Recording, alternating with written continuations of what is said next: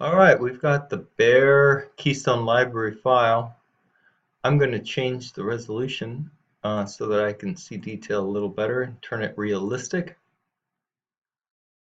When I come in here and take a look at the actual structure, I can see that this footing is significantly thicker now than my original house project from first semester, earliest project.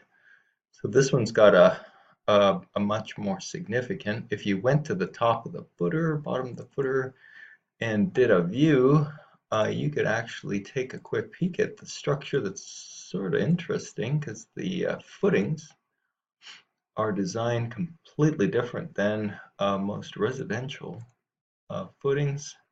So we look in here and the whole thing is sitting on these pillars. So we've got this concrete slab and we've got these neat vertical columns that the whole building is going to be sitting on.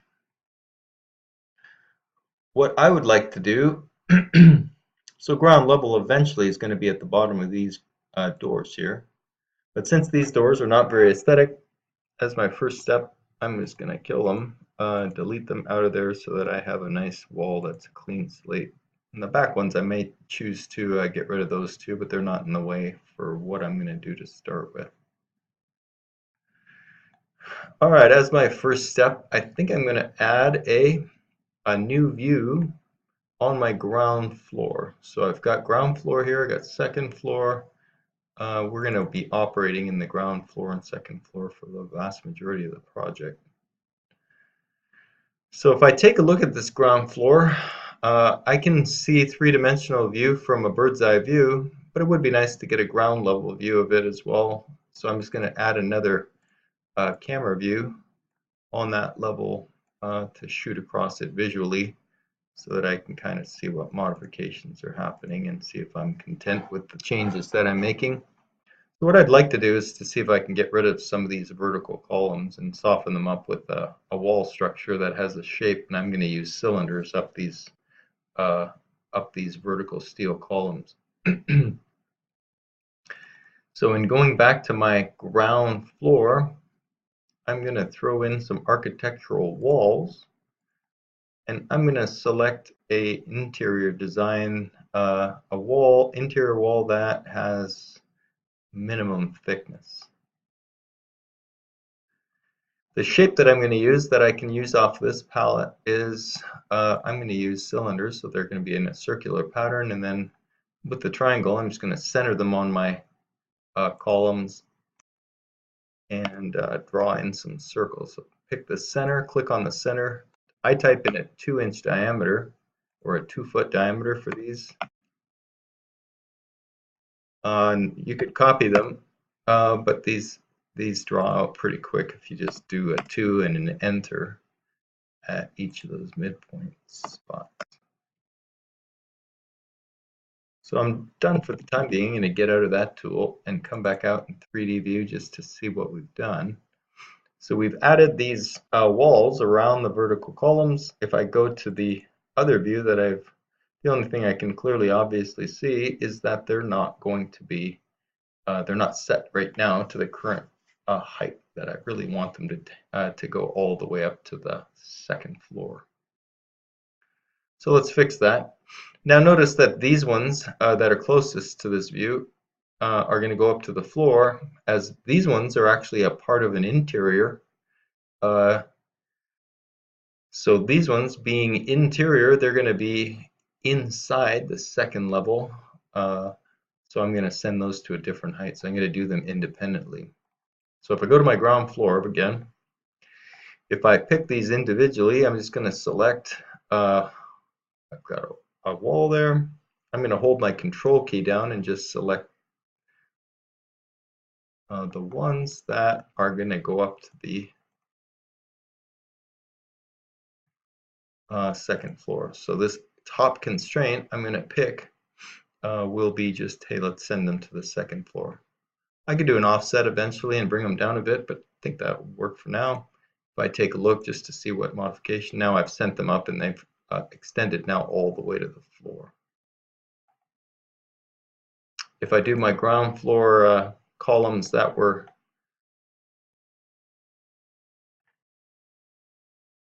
interior, I can set those ones to a top constraint that's going to go beyond the second floor and take them all the way to the upper roof framing plan.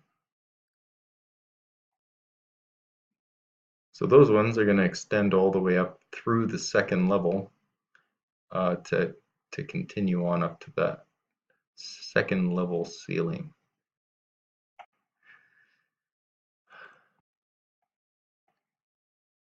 I don't know if I'm going to do the whole perimeter here, but let me just show you what you could do to the outside edges. So if you wanted to take those walls around your vertical columns and now extend them to the exterior wall, selecting one and then copying it using the copying tool, select the place where you want to use as a reference, and then say move it to the wall that you want to move it to.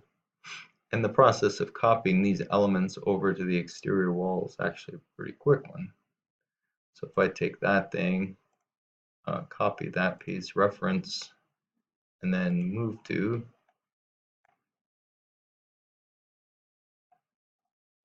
copy. If you miss it by a bit, it's not that big of a deal. You can get out, select it, and just you move your cursor, your arrow tab. This one, let's see if I hit it. This one's significantly off the wall, so you just select it, and then you can manually shift it so that it seems to be making proper contact on the exterior wall.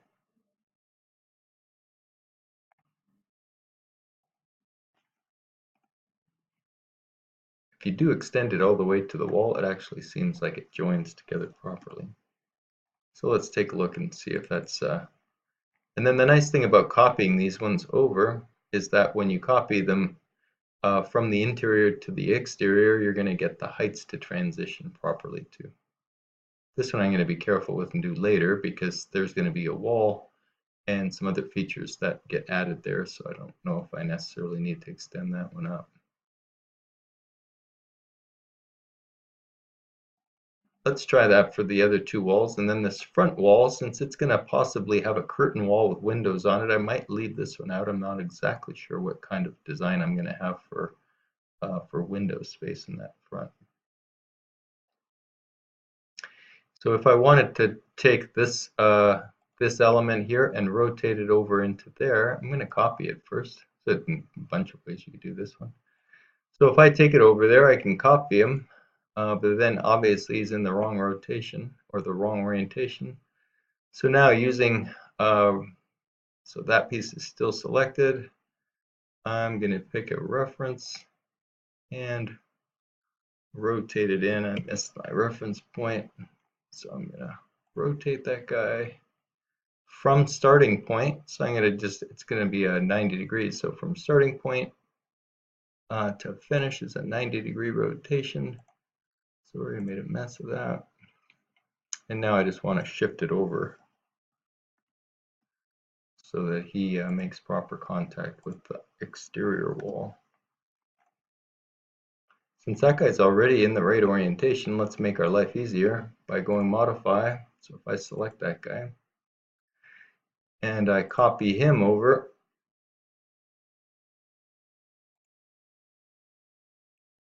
so select that outside wall, select, copy, reference. So I want to dump him down here quick.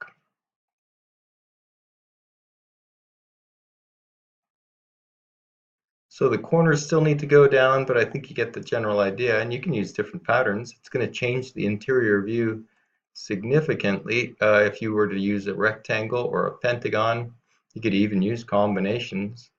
But we've got a starting point on softening this building up in order for it to be a community space that's a bit more conducive to being a library. I think at the time frame that we're at, we're going to call this first video quits, clean that up, and then the next phase we're going to add this second level floor, maybe a railing outside that floor on the outside seated area, maybe this wall that breaks up the outside seated area from the interior. We'll take care of that in the next video.